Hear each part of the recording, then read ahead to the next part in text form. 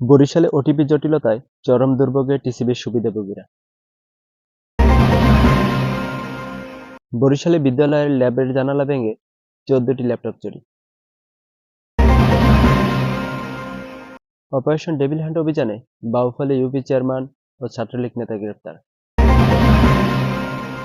পটুয়াখালীতে জামাত কার্যালয়ে জাতীয়তাবাদী আইনজীবী ফোরাম নেতার হামলার চেষ্টা।